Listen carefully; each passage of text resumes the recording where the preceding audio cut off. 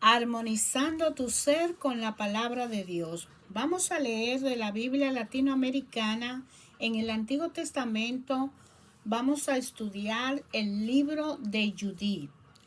El libro de Judí es una novela corta, parecido al libro de Esther, escrito un siglo antes de Cristo. Este libro quería ilustrar el arrojo y el espíritu de fe que habían hecho posible la revuelta y la victoria de tiempos de los macabeos. En esta historia, Dios se sirve de una mujer judí, que significa la judía, para destruir al ejército más formidable que se hubiera podido imaginar y para salvar a su pueblo.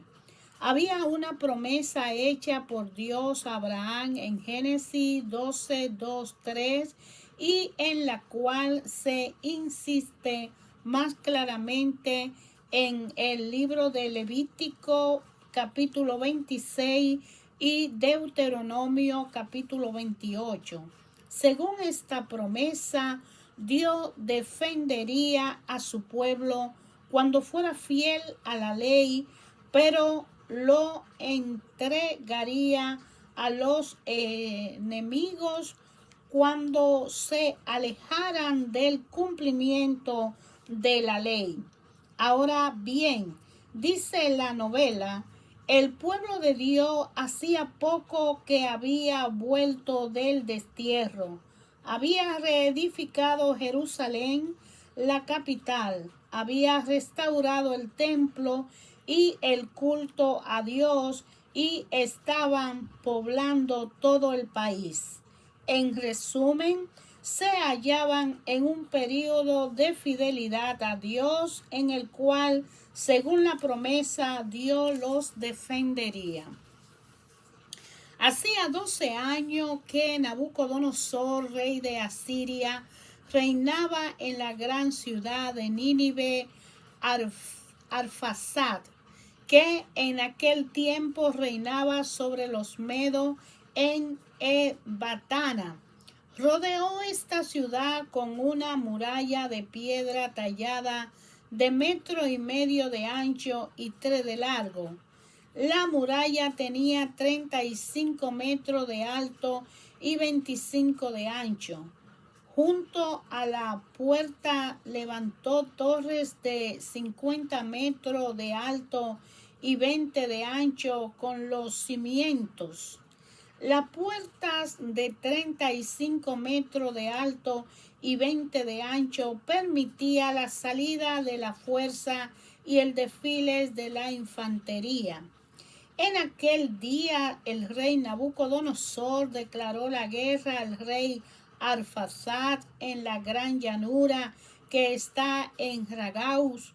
Se unieron en él todos los habitantes de la montaña, los de Éufrates y el Tigre del Idapés y de la llanura de Ariot, rey de Elán. Fueron muchos los pueblos que se reunieron para combatir a los hijos de Geleud. Además, Nabucodonosor, rey de Asiria, mandó mensajero a los habitantes de Persia y a todos los habitantes de Occidente, a los de Glicilia, Damasco y Líbano, y al Antilíbano, a todos los de Litolaat, Alta Galilea, la gran llanura de Esdrelón, a los habitantes de Samaria y sus ciudades, a los de más allá del Jordán, hasta Jerusalén, Batanea, Jelús, Cades, el río de Egipto, Tatnet, Rameset y toda la región de Gosén, hasta más allá de Tanis y Menfi, a todos los habitantes de Egipto hasta la frontera de Etiopía. Pero los habitantes de todas estas regiones despreciaron el mensaje de Nabucodonosor y no quisieron ir con él a la guerra, ya que no lo temían, sino que lo consideraban como un hombre cualquiera. Por tanto, despidieron a los mensajeros con la mano vacía y avergonzados. Nabucodonosor, indignado con todas aquellas naciones, juró por su trono y por su reino vengarse de todas ellas. El año 17, junto con su ejército, declaró la guerra a Arfaxad, lo derrotó en el combate, desconcertó todo su ejército, su caballería y sus carros, se apoderó de su ciudad, llegó hasta Esbatana, ocupó sus torres, destruyó las plazas y la arruinó. Persiguió a Arfaxad hasta las montañas de Ragaus y lo atravesó con su lanza, acabando con él. Luego Nabucodonosor volvió a Nínive con sus soldados y con su inmensa multitud de gentes armadas que lo habían seguido. Durante 120 días descansaron allí y vivieron cómodamente. El 25 de enero del año 18 se trató en el palacio de Nabucodonosor, rey de Asiria, sobre la manera de vengarse de las otras naciones, tal como lo había anunciado. Convocó a sus ministros y sus grandes y tuvo con ellos un consejo secreto. Él mismo expuso todos sus planes y todos juntos decidieron destruir a los que habían despreciado el llamado del rey. Apenas terminó el consejo, Nabucodonosor llamó a Holofernes, jefe supremo del ejército que le seguía en él, mandó y le dijo: así habla el rey grande, señor de toda la tierra. Toma contigo unos 120,000 infantes valientes y una gran cantidad de caballos con 12,000 jinetes y anda contra todo el occidente, ya que se opusieron a mis planes. Dile que se sometan, no sea que yo vaya furioso contra ellos. Cubriré la tierra con los pies de mis soldados, a los que entregaré el país como botín. Los heridos llenarán los valles y los cadáveres harán desbordar los ríos. Los desterraré hasta los confines de la tierra. Anda pues y apodérate de su territorio. Si se entregan a ti, guárdamelo para el día del castigo, pero si se rebelan, no les perdone, entrégalo a la muerte y al pillaje en toda la tierra, porque juro por mi vida y por el poder de mi reino que cumpliré todo lo que he dicho. Tú no desobedezcas las órdenes de tu Señor, sino realízalas pronto como te lo he mandado. Al día siguiente, Holofernes ordenó a su ejército y a todos los pueblos que se habían unido para la guerra poner su campamento cerca de Betulia, ocupar la pendiente de la montaña y pelear contra los israelitas. Ese mismo día su ejército se puso en marcha. El número de guerreros era de 120,000 de infantería y 12,000 jinetes, sin contar los encargados del equipaje y la gran cantidad de hombres que iba a pie con ellos.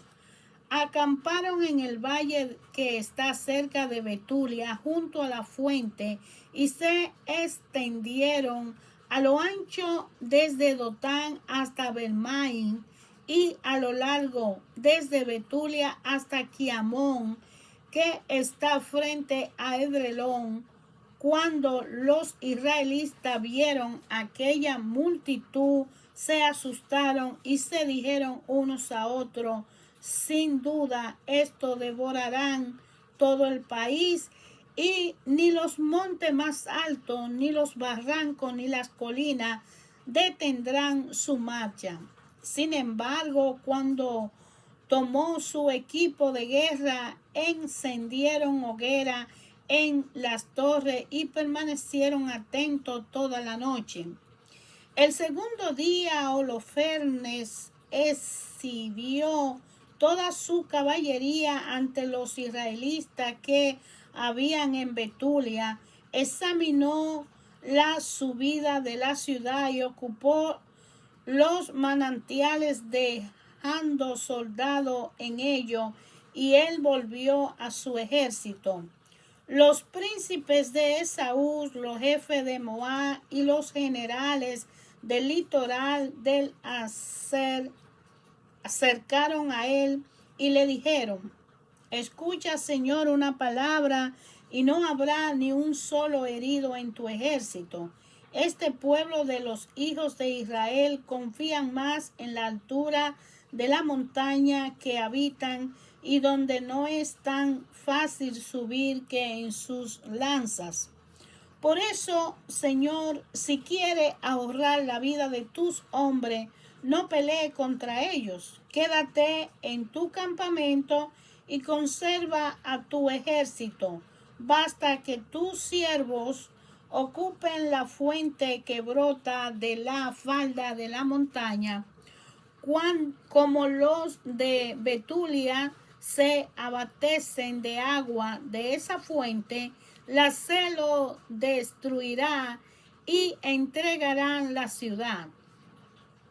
Nosotros y nuestro pueblo subiremos a lo alto de la montaña para vigilar que nadie salga de la ciudad. Hombres, mujeres y niños desfallecidos por el hambre caerán en la plaza antes de que intervenga con la espada. Así lo habrá castigado durante toda su rebeldía y por no haber salido a tu encuentro pacíficamente.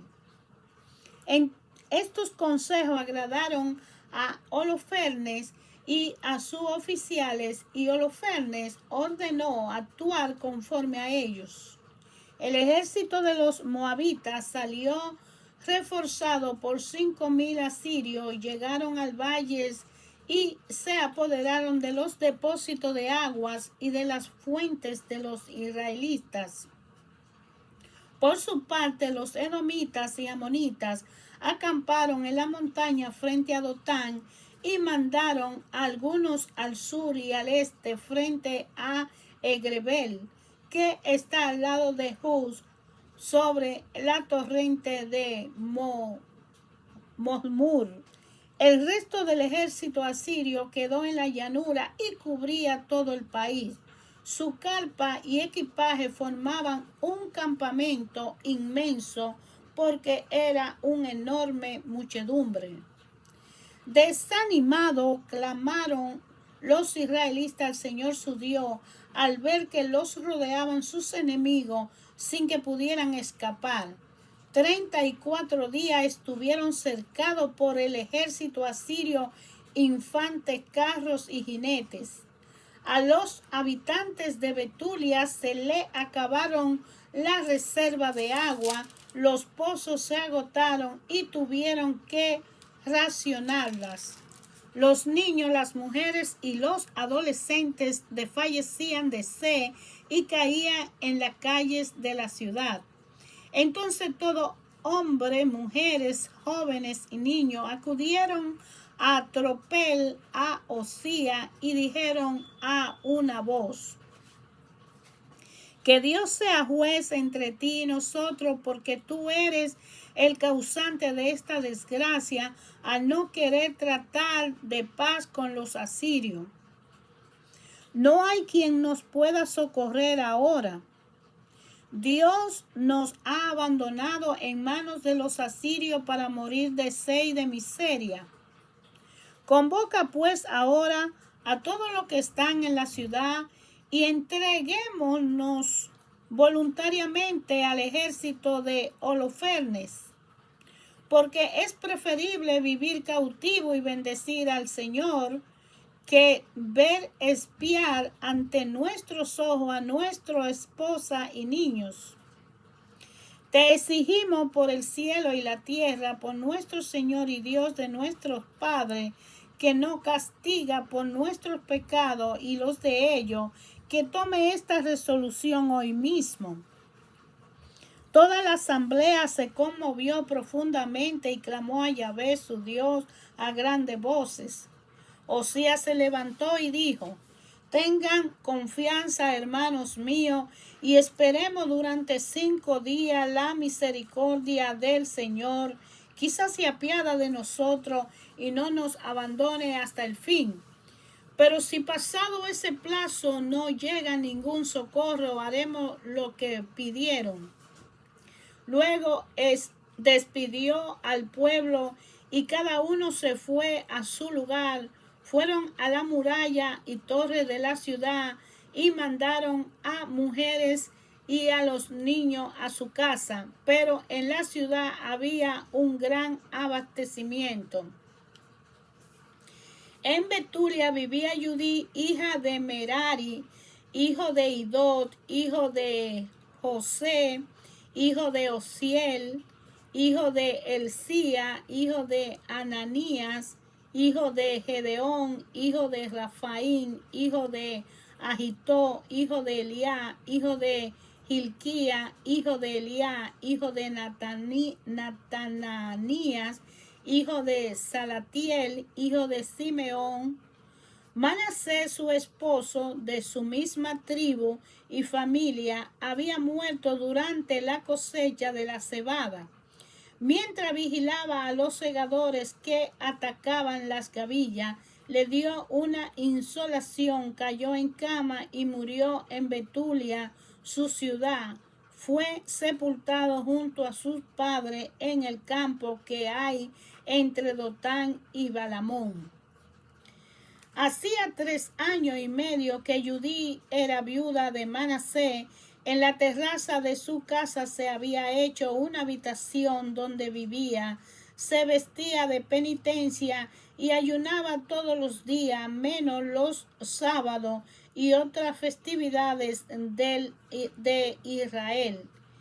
Era extremadamente hermosa, su marido le había dejado mucha riqueza, familias numerosas y posesiones llenas de rebaños de vaca y de oveja, quedando ella como dueña. No había nadie que hablara la más mínima palabra en su contra, ya que procuraba agradar a Dios en todo. Judí pues oyó la amarga palabra que el pueblo había dicho contra el jefe de la ciudad, pues habían perdido el ánimo ante la escasez de agua. También supo que Osías había prometido que al cabo de 5 días entregaría la ciudad.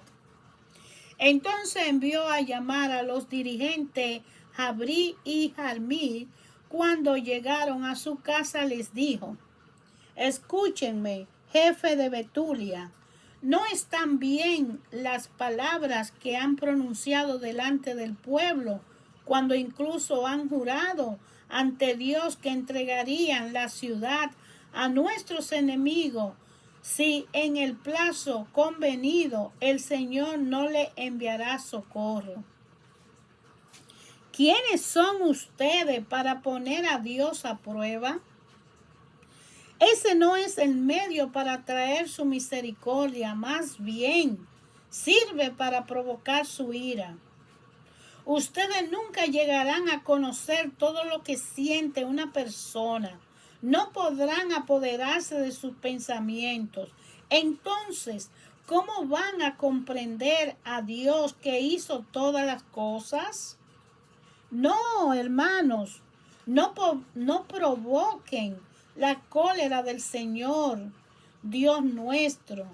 Si no quieren socorrernos en el plazo de 5 días, tiene poder para salvarnos en cualquier otro momento, como lo tiene para destruirnos en presencia de nuestros enemigos. Pero ustedes no exijan garantía a los designios del Señor nuestro Dios, porque Dios no se somete a la amenaza como un hombre, ni se le impone decisión alguna como a hijo de hombre. Más bien, pidámosles que nos socorra mientras esperamos confiadamente que nos salve, y Él escuchará nuestras súplicas si le agrada hacerlo. Es verdad que no se encontraría en nuestros días tribus, familia, pueblo o ciudad de la nuestra que se postre ante dioses hechos por manos de hombre, como sucedió en otros tiempos.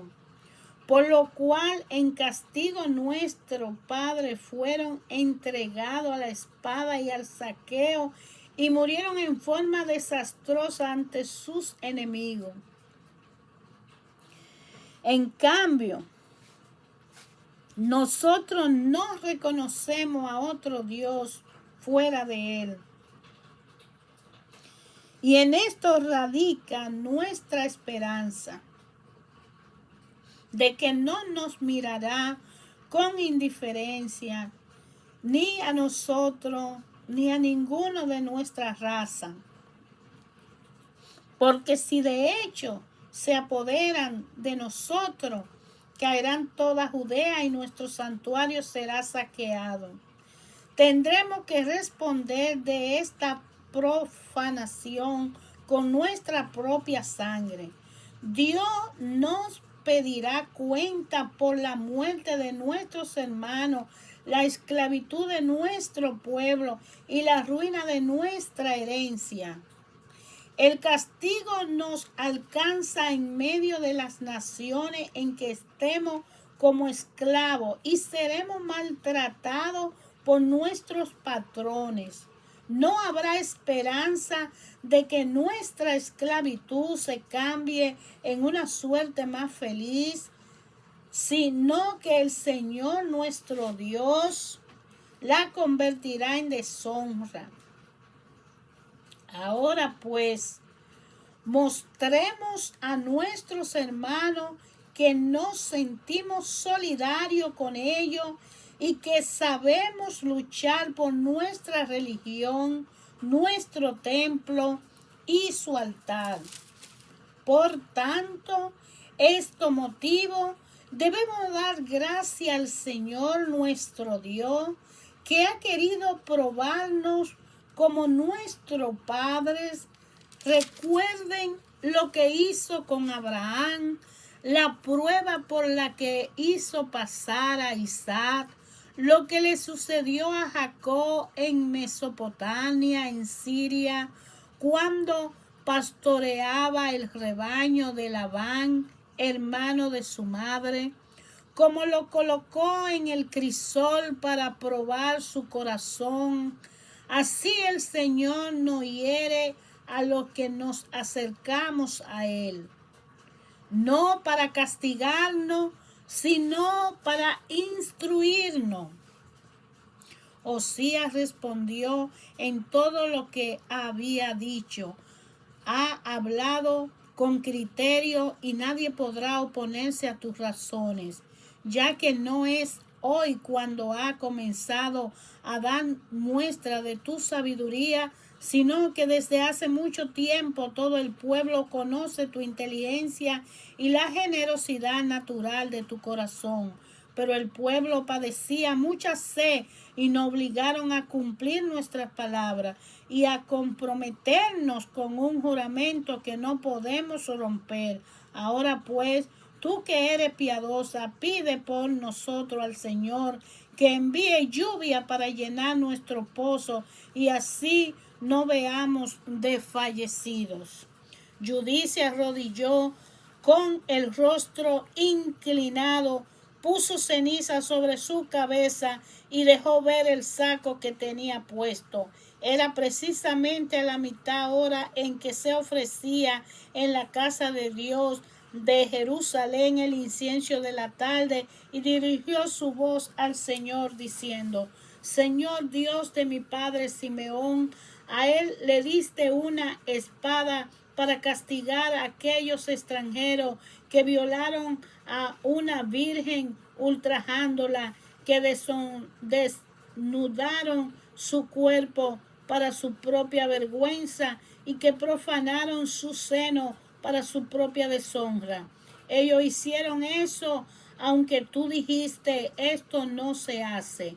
Pero entregaste a su jefe a la muerte y su lecho, rojo de vergüenza, lo dejaste rojo de sangre en su engaño. Castigaste a los esclavos junto a los príncipes y a los príncipes con los siervos. Entregaste sus mujeres al rapto, sus hijas a la esclavitud y sus posesiones para que fueran repetidas entre sus hijos queridos, que habían hecho suyos tus deseos, que tuvieron horror a la profanación hecha a su sangre y pidieron tu ayuda. Dios mío, escúchame. Tú hiciste las cosas pasadas, las presentes y la venidera. Tú has pensado el presente y el futuro, y solo se realiza lo que tú dispones, ya que los acontecimientos que tú quieres se presentan y te dicen: aquí estamos. Pues prepara tu intervención y tu decisión está prevista de antemano. Mira, la muchedumbre de los asirios están orgullosos de sus caballos y jinetes, alaban la fortaleza de su infante, confían en su escudo y en su lanza, en sus arcos y sus ondas, pero no reconocen que tú eres el Señor, el que decide la guerra. Señor, es tu nombre.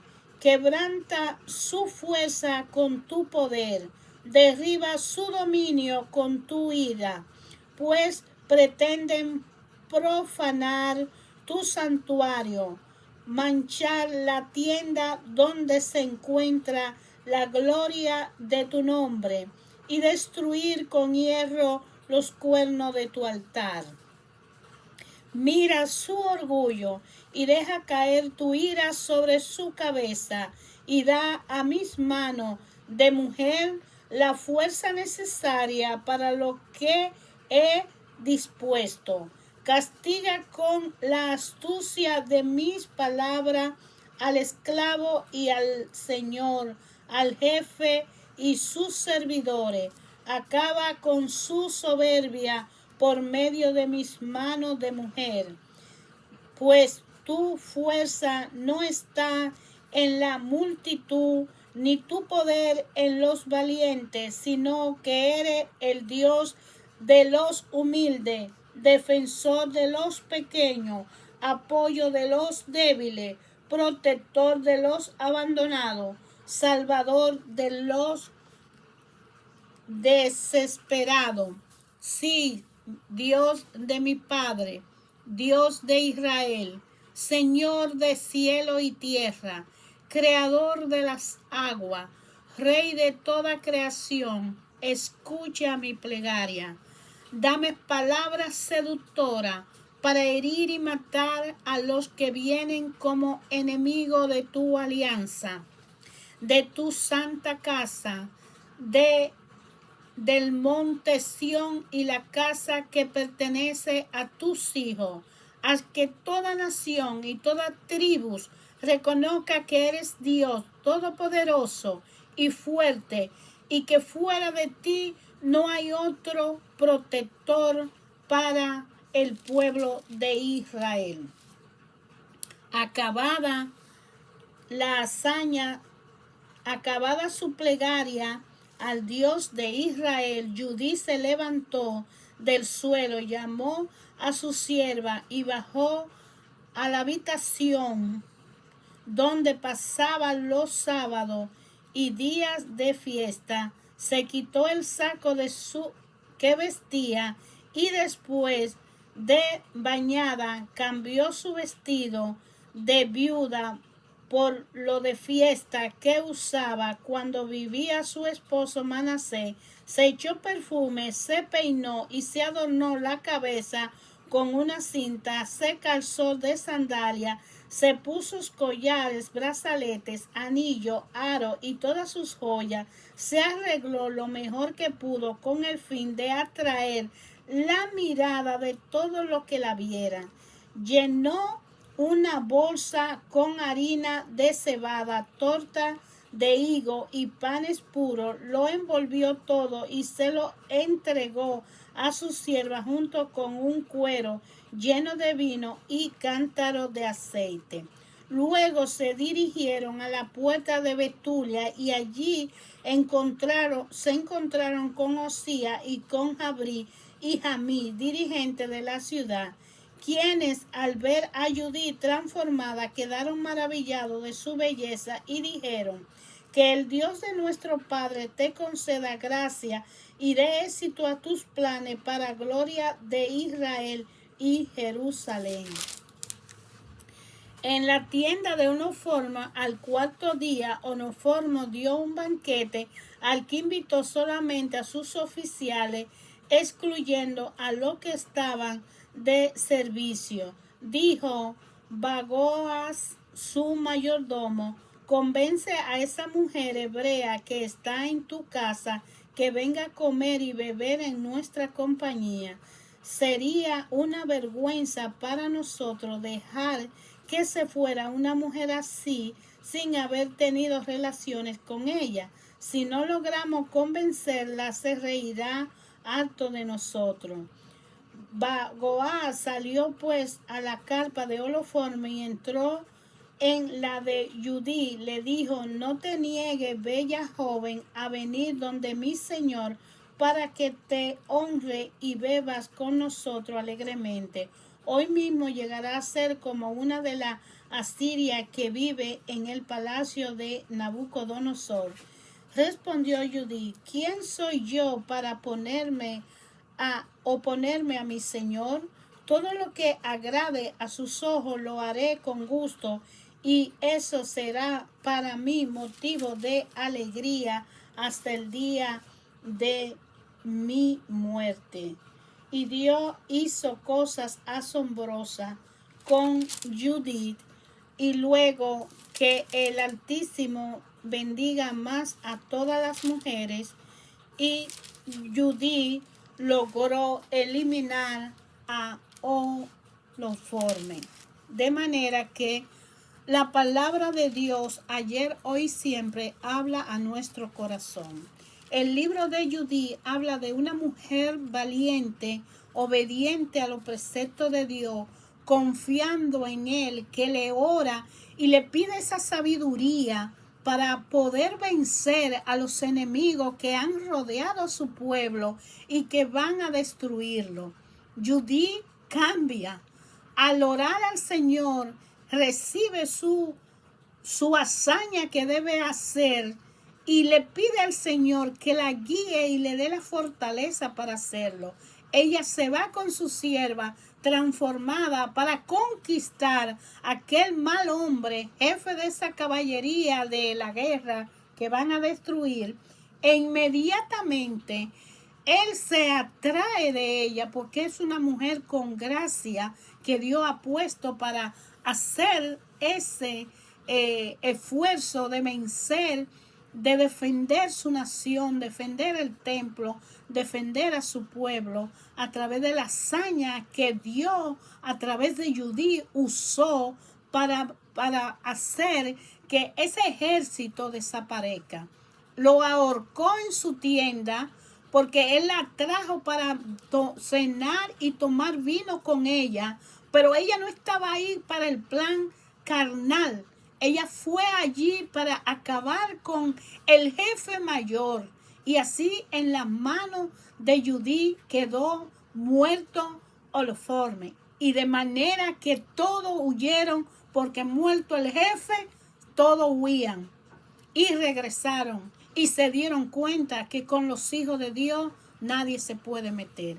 Porque el que se mete con un obediente de Dios la lleva perdida.